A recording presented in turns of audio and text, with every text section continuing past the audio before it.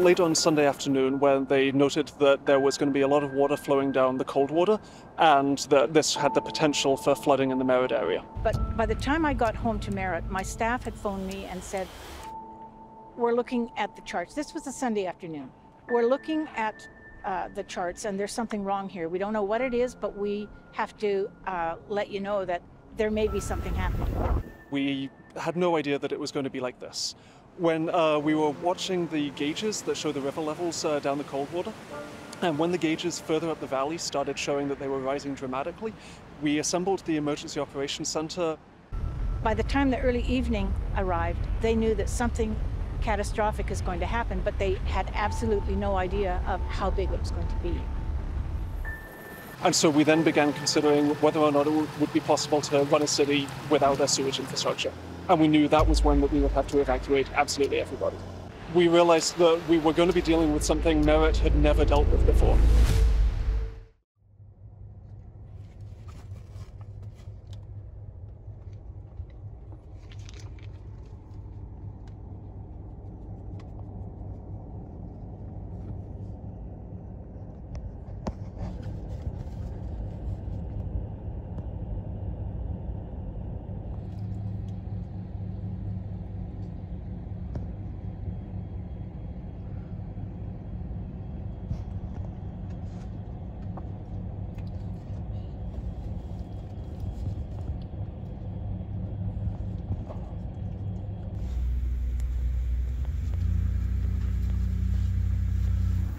It's worse than you imagine. This is all from inside your house? Yeah. Wow.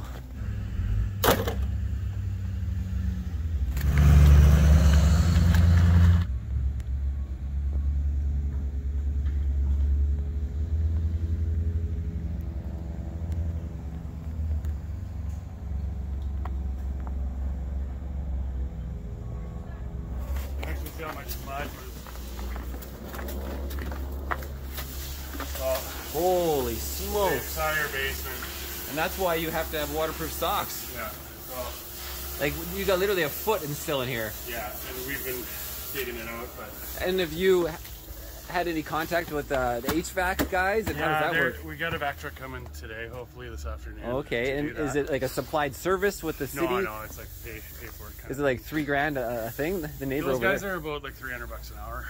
Okay, so, and you know, depending on how much square footage and how long it takes. Exactly, right? Yeah. So that gives you a good scope of what everybody on this block's dealing with right Man, yeah. Did you have all this gear already? Yeah, from your previous work? Yeah. Yeah, except you still got the tag on here. But it's all good. Yeah, man. So it's pretty crappy. We actually came out from Kelowna to help them with this. Oh, this is not your place? No, this is my girlfriend's grandparents' Oh, place. gotcha. But, yeah, I know, and now it's just like your life is dedicated to fixing this problem, and you can't get work done now. Well, you can't hire somebody to do that because everybody's dealing with the same thing. Yeah, everyone's same thing, yeah. Yeah, I thought you should see that. We left when the evacuation order happened. I honestly did not think for What time did you leave in the morning? About 5:30. A.M., 5:30 I have a.m. my two parents staying with me. We have the elderly lady across the street that just lost her husband. She doesn't drive, nothing. We got everybody out of this area that needed to get out of this area, and came back to see if they could get in and salvage anything when we heard the water was coming up as high as it was. But on this street here, I mean, trucks were floating trying to come down here for people to try and salvage things, right? It was insane. That's why vehicles were stranded in the middle of the street. I saw when I drove the next day. They were just like with trailers. They're just literally got flooded right into the air intake, and it's done. Yeah. So I mean, no, there's just, and then they lock everybody out. And I understand where there is danger and hazards and stuff, but you know, I stayed out for a week. But after that, we came in. We started gutting our house. We started helping out the neighborhood and the people around here because the temperature was way too warm. You're going to end up. We gutted the house across the street last week. There was an inch of mold already starting in that house. Lots of these houses are turning into biohazards. There's lots of houses that people haven't even got to touch. That's why they have these weird smells. I walked in one and it was just this weird smell. Oh, absolutely. Right? So, I mean, you take this and you look at it, you know, you're never going to make everybody happy. You can't open one street and not have another street bitch because they can't come in. I get that concept. But, you know, and now that they've let us all in, and if anybody was paying attention, The day after our MLA was here and drove around this town, magically the mayor opened up the whole damn city. It wasn't the mayor wasn't going to let us in this soon. No, it's when some other people visited. When the MLA came in here, Jackie Taggart came in here and drove around and actually seen the damage, hands-on, guaranteed. And if you look at the mayor's little speech that night, she goes, "Oh, me and the MLA had a conversation." No, you didn't, because we were all with the MLA. Good evening. I'm extremely pleased to share that phase 1 of our return home plan started at noon today, and some residents of Merritt were able to get back to their homes. Many property owners are frustrated and confused as to why they continue to be under an evacuation order. Properties within phase 3 are all tied into a sewage and drinking water distribution system that has been damaged. Once we are able to repair that system or reroute the system and increase our well capacity, we will be welcoming phase 3 residents home on a block-by-block basis. We do not have an exact timeline for this process, but we will continue to provide updates as we get more information. There have been lots of questions about how the phase 1 opening impacts those who have chosen not to leave the city. I must reiterate that areas within phase 2 and 3 of the Merritt Restart Plan are still on evacuation order. Residents who have not yet evacuated these areas are encouraged to do so. The RCMP cannot allow re-entry into an evacuation area until the evacuation order has been lifted.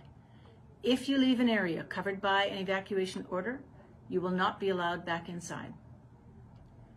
Compliance with these orders ensures the health and safety of residents, first responders, and it facilitates the critical work required to get everyone home as quickly as possible.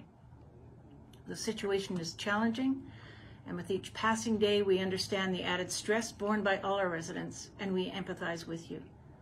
The Emergency Operations Center continues to work tirelessly to bring you back home.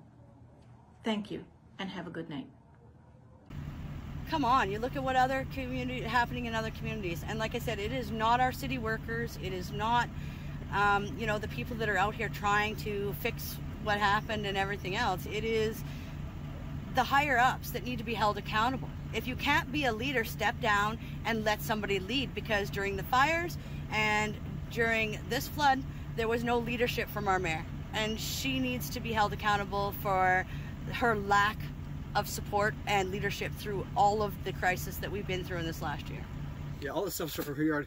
The lady, she spent, she's out there hours every day in the summertime, landscaping there. Oh no, yeah, the beautiful yard. She had a nice setup. Yeah, she had a little gazebo there, and all the building materials left over. That was all over there by the fence there. So the water took all her material. This is all her stuff from her yard. But yeah, this is serious. Wow.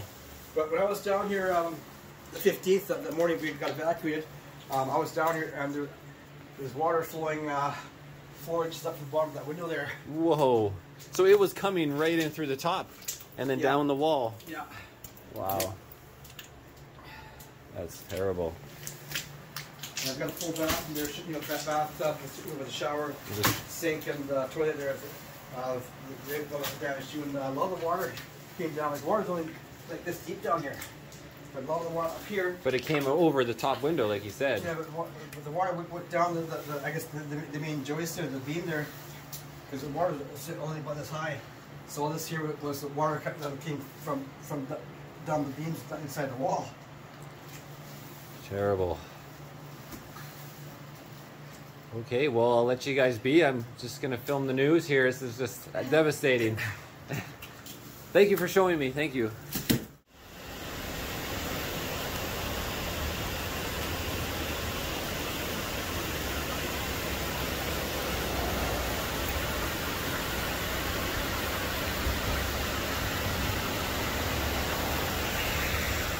Well, I see a lot of people, like I said, walking away from their homes. They're not going to be able to afford to fix these. They're not going to get the support that they need from the government, because we know how that works, and people aren't going to be able to afford it. Lots of people live paycheck to paycheck. Lots of people, they have young families, things like that. They're just not going to be able to to afford to make it through this. That's as simple as it gets. Yeah, and I haven't times. seen one, you know, anything on the news media suggesting anything. And you know, you watch the news and it's painted a completely different picture than what's actually happening in this city. That is the problem, right? This is why I don't watch the news, because on the news, it's bullshit. They cut things out, they twist things around. They tell mainstream the story. media propaganda, it's always, especially like the last 2 years, right? That's all it is. They're all paid.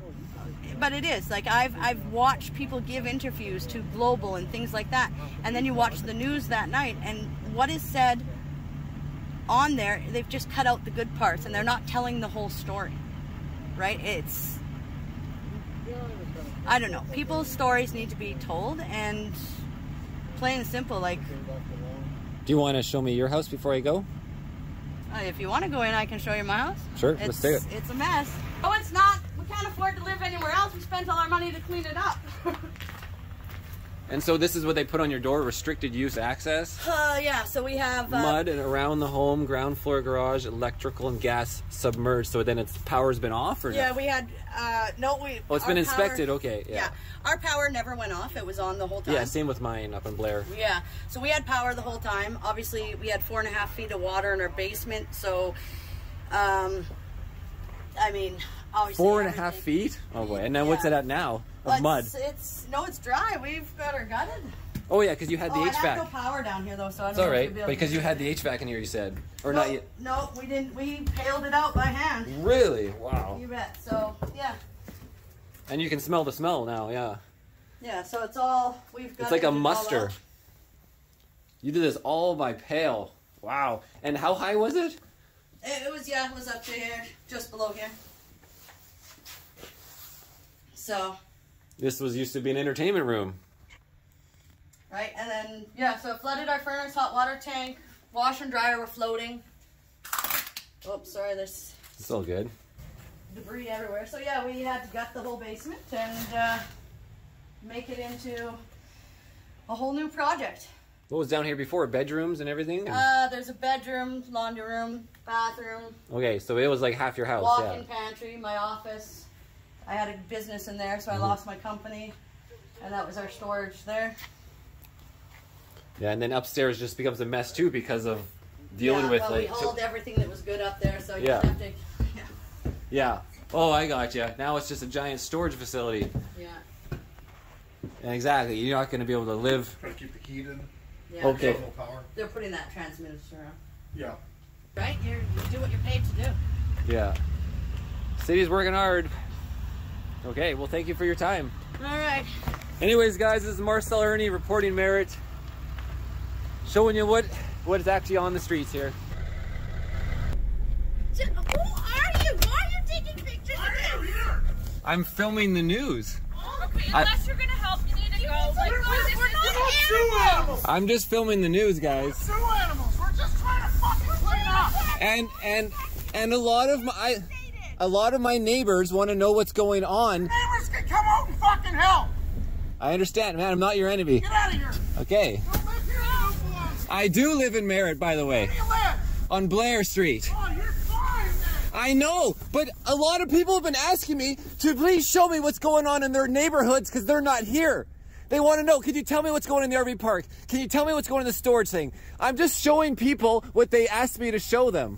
What people need to do is pick up the shovels, put down the cell phones, and come out and fucking clean the neighborhood up.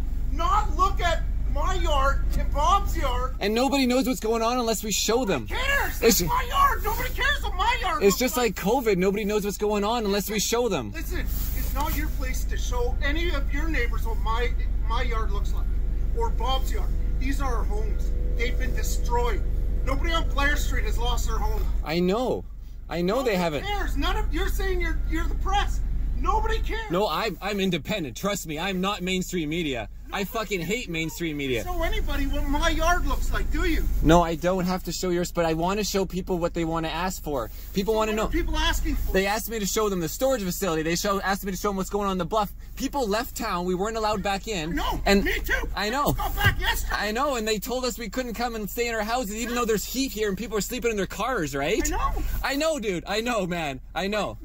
taking pictures of my yard and gawking in my yard while we're trying to work. How do you think? I'm showing what the devastation is so people understand. Because if they don't understand the muds here, you know, they don't want to. Not listening to me.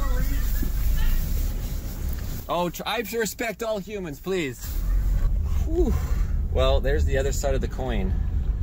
People don't understand. The truth needs to be shown.